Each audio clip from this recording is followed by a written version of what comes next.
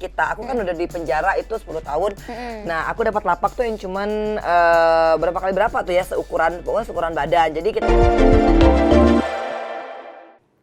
Pasca keluar dari penjara, Angelina Sondakh kini sering diundang menjadi bintang tamu. Salah satu program acara yang baru-baru ini mengundang Angelina Sondakh menjadi bintang tamu adalah podcast Candy Talk. Dalam podcast bersama Dinar Candy itu, Angelina Sondakh menceritakan masa-masa ia di penjara bersama dengan Dewi Persik.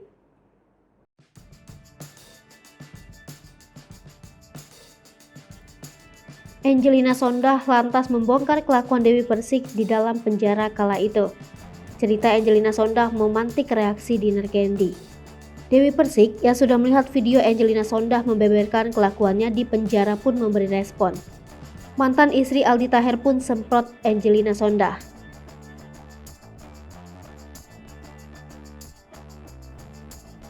Kemudian Dewi Persik pun menyemprot Angelina Sondakh dengan mengatakan bahwa ia tak kenal ibu Keanuma Said.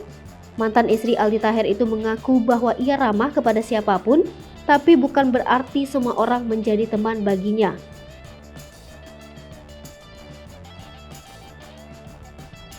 Dewi Persik menuturkan jika ia tidak akan pernah berseteru dengan orang jika orang tersebut tidak menyentilnya.